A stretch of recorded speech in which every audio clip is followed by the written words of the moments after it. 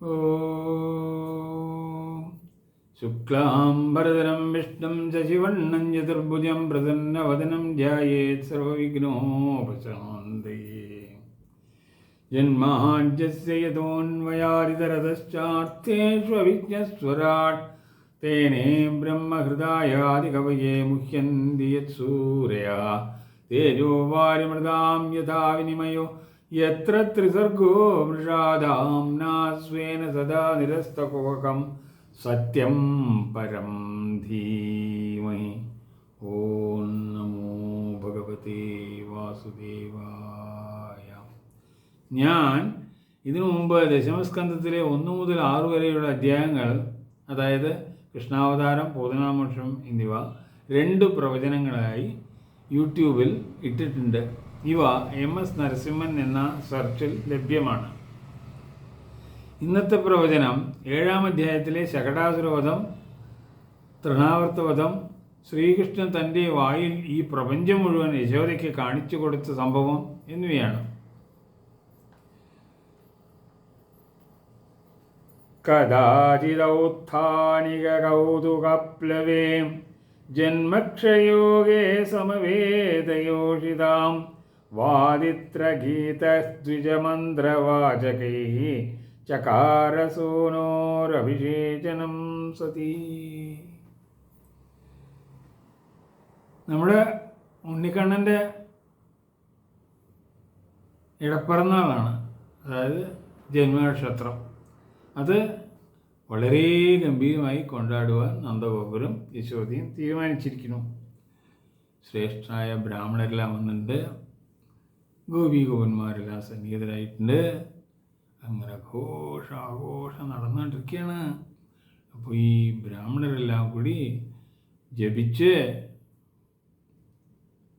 ഉള്ള വെള്ളം കൊണ്ട് യശോദ ശ്രീകൃഷ്ണനെ കുളിപ്പിച്ചു. വേണ്ട അലങ്കാരമൊക്കെ ചെയ്ത് ഒരു വണ്ടിയുടെ അടുത്ത് കിടത്തിയിട്ട് അകത്തേക്ക് പോയി ഈ കാര്യങ്ങളിൽ ഇടപെട്ടുകൊണ്ടിരിക്കുകയാണ്. കുറച്ചു നേരം അങ്ങനെ പോയി. അപ്പോഴേക്ക് കൃഷ്ണന് സ്തന്യപാനം ചെയ്താൽ കൊള്ളാം ഒരാഗ്രഹം. അപ്പം എന്ത് ചെയ്തു? കരയാൻ തുടങ്ങി. കാലിട്ടടിച്ച് കരയാൻ. അത് യശോദയ്ക്ക് കേട്ടില്ല.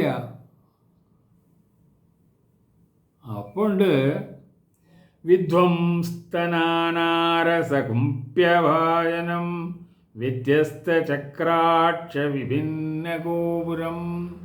ഭയങ്കരമായ ഒരു സൗണ്ട് വന്നു, ഒച്ച. ആ ഒച്ചയിൽ എന്താ, അവിടെ കുട്ടിയെ കിടത്തിയിട്ടുണ്ടായിരുന്ന അടുത്തുള്ള വണ്ടിയില്ലേ, അതിൻ്റെ ആ മുകളിൽ കെട്ടമെന്ന് പോയിട്ടുണ്ട്.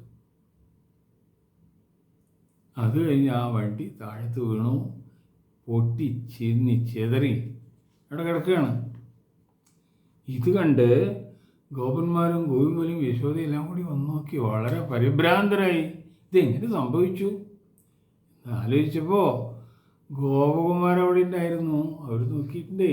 അവർ പറയാണ്, ഊജരവ്യവസിതമതീൻ ഗോപാൻ ഗോപീശ്ച ബാലകാഃ രുദദാനേന പാദേന ക്ഷിപ്തമേതൻ ന സംശയഃ.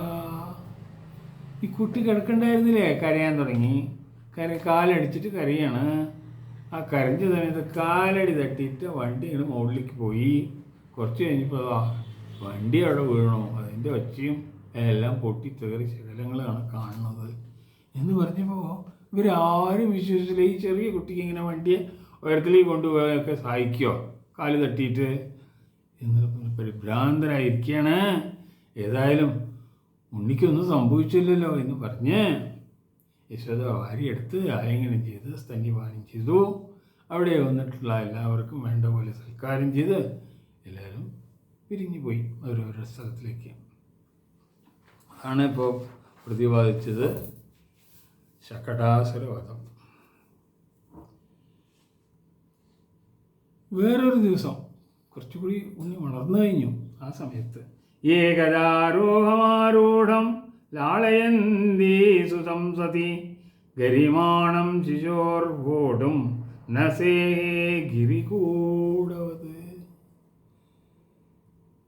ഉണ്ണി എടുത്തിട്ട് മടിയിലിട്ട് ലാളിച്ചുകൊണ്ട് സ്തന്യപാനം ചെയ്യിക്കുകയാണ്. പെട്ടെന്ന് കുട്ടി വളരെ ഭാരം കൂടി വരുന്ന പോലെ തോന്നിയത്ര.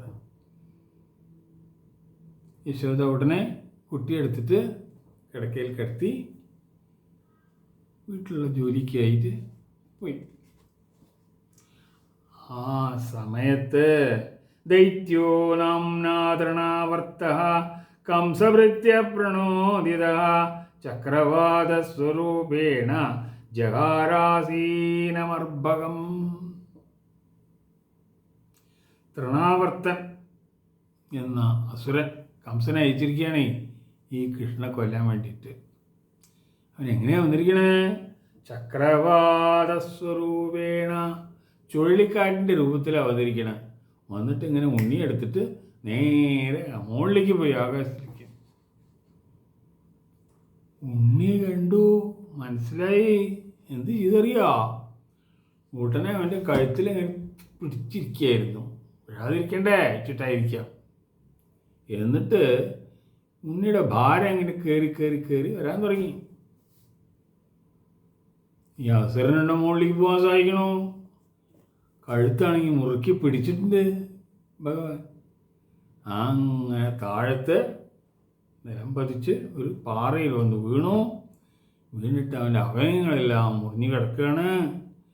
ഉണ്ണിയാണെങ്കിലോ അവൻ്റെ മാറിലിരുന്ന് നീലമേഘശ്യാമളനായ ഉണ്ണി കളിച്ചുകൊണ്ടിരിക്കുകയാണ്. അത്ര യശോദ വന്നു. കുട്ടിയെ കാണാനില്ല ആ കിടത്തിയ സ്ഥലത്ത്. വളരെ പരിഭ്രാന്തിയായി, വളരെ സങ്കടത്തോടുകൂടി ഇനി എന്താ ചെയ്യുക എന്ന് നോക്കുമ്പോൾ ഈ ഗോപസ്ത്രീകളൊക്കെ പുറത്തു പോയി നോക്കി. അവിടെ ഒരു പാറപ്പുറത്ത് വലിയൊരു അസുരൻ അങ്ങനെ കിടക്കണു. എൻ്റെ അവയവങ്ങളൊക്കെ എല്ലാം മുറിഞ്ഞ് അവിടെ എവിടെയൊക്കെ കിടക്കുന്നുണ്ട്. എൻ്റെ മാറിൽ നീലമേഘശ്യാമളനായ നമ്മുടെ ഉണ്ണി കളിച്ചുകൊണ്ടിരിക്കുകയാണ്. അത്ര വേഗം ഒരു പോയി ഭാര്യ എടുത്തു ഉണ്ണിയെ യശോദയെടുത്ത് കൊടുത്തു. യശോദയ്ക്ക് ഉള്ള സന്തോഷം പറഞ്ഞാൽ തീരില്ല. ഏതോ കുട്ടിയെ തിരിച്ചു കിട്ടിയല്ലോ എന്ന് പറഞ്ഞ് എല്ലാ ബ്രാഹ്മണരെ കൊണ്ടും വേണ്ടതെല്ലാം രക്ഷയെല്ലാം ചെയ്യിച്ചു. മോനെ എടുത്ത് ആലിംഗനം ചെയ്ത് സ്തന്യപാനം ചെയ്യിച്ചു. അങ്ങനെ തൃണാവർത്തവതവും അവസാനിച്ചു. കുട്ടി വിരി ഇങ്ങനെ വളർന്നുകൊണ്ടിരിക്കുകയല്ലേ. ചെറിയ കുട്ടികൾ വേവേയും വളരുമല്ലോ അല്ലേ.